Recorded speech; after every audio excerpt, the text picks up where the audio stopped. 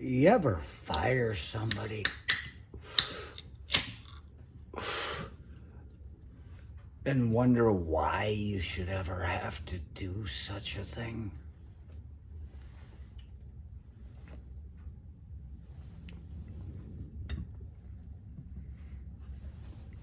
I fired somebody once, and the people that were supposed to communicate the fact to this individual didn't do it. And so the next morning, this fucker shows up again. And I was expecting it. I'm just sitting there going, this guy, he's gonna pull a fucking Costanza. He's gonna just show up at work and act like he still has the job. And here he fucking comes.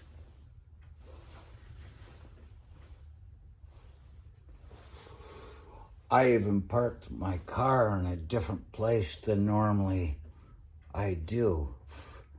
You know, parking a car in a parking lot is territorial. People find their rhythm, and if somebody gets right next to you, you say, get the fuck out of here. 6 feet. Actually, 9 feet. I used to paint parking lots, and you can go 8.5 feet on a fucking parking space, or 9. And I think it was 10 with the handicap parking spaces,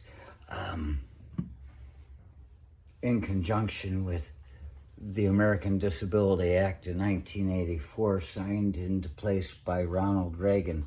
Why is it these Republicans aren't attacking the handicap right now? They're just picking races. The races are out paying taxes, and the fucking handicap are sitting there taking the money. Why is it the Republicans aren't attacking the fucking handicaps? They turned against everything else Reagan did, even though he held him as a hero, right? Anyway,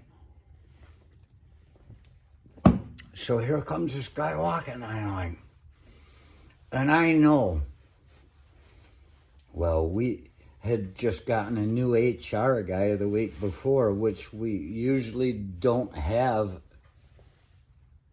an HR person. Nobody cares. So you can get away with fucking murder. If you're good at your job, you can get away with murder. That should be the next Army commercial.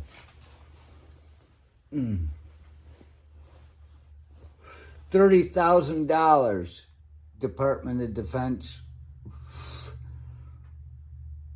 Well, I'm not going to hold you to that because I know I'd probably never win in a court of law, but how about giving me a fucking 0% VA loan, home loan on a house? You know, we can settle out of court.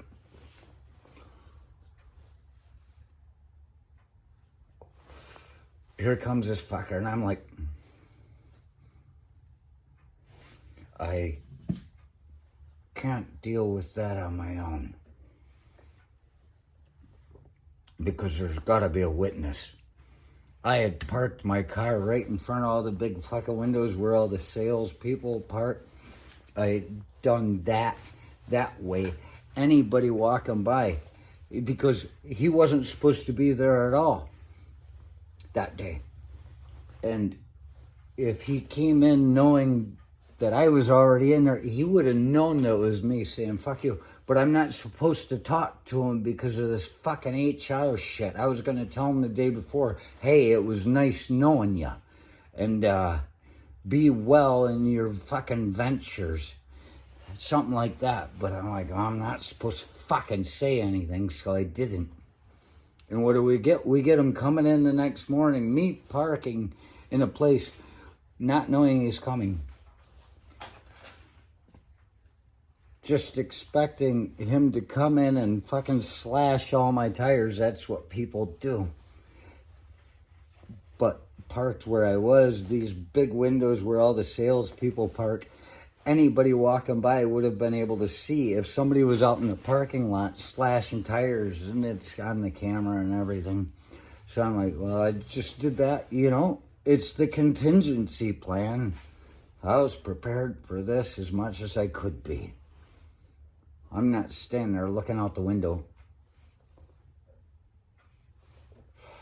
And I looked at the time of, it was like 6:57, 5:57 or something, 6:57, I think was possibly the time of sunrise, so the light would be coming on about the time he's supposed to be showing up. It'd be hard to hide him. Of course, they didn't have any lights in the parking lot, so unless somebody's really fucking noticing in the daylight, before it gets light, he's gonna get my tires.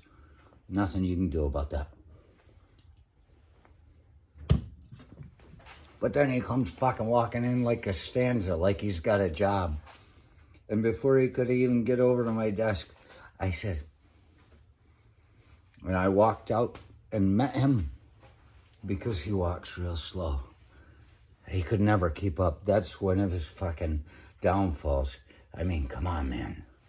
Walk like you got a purpose.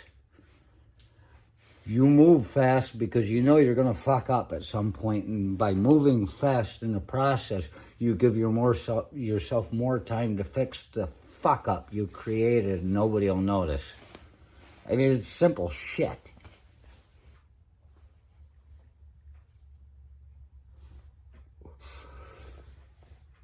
So I fucking went out, met him. I said, we got to go talk to Carlito. That I keep. Just today I learned in the Spanish interpretation guide.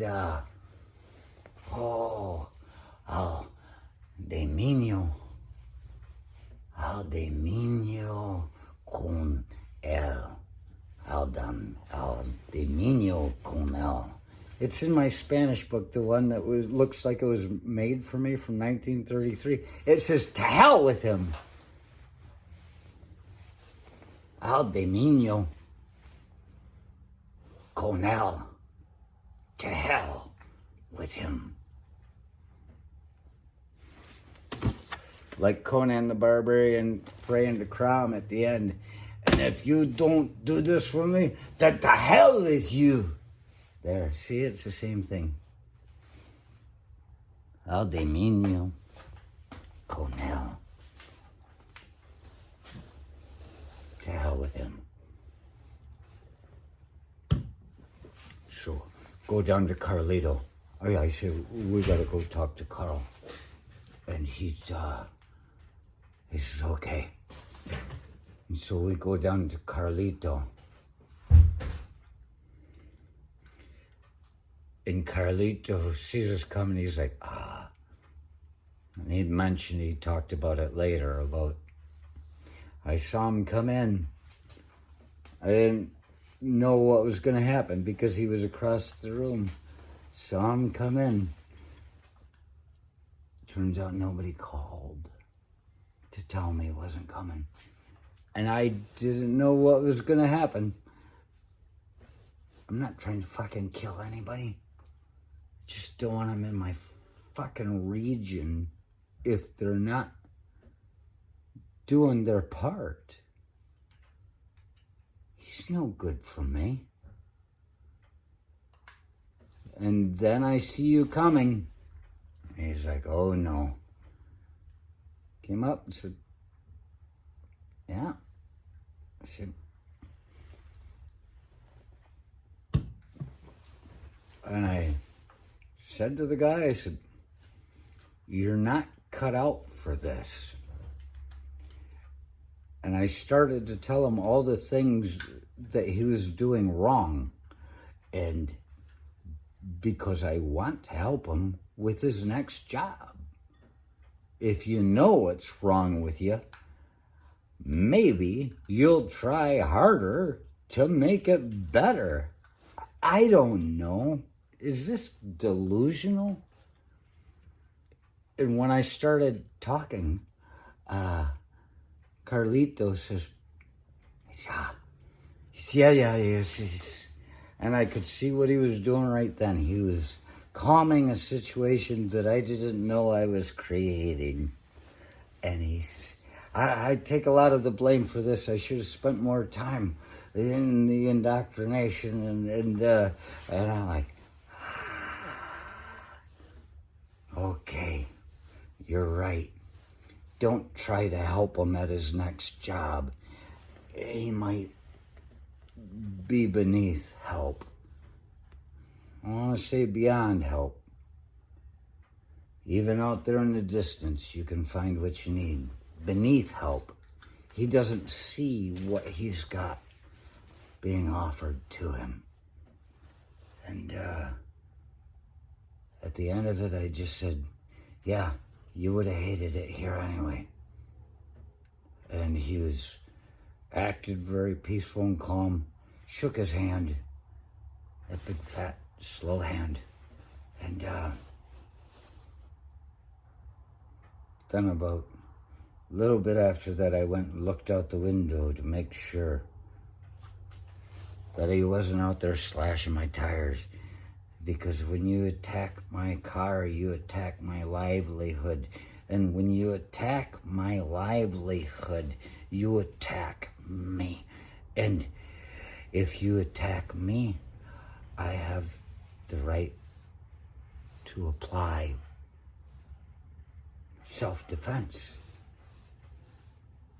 The minimum force necessary to stop employment.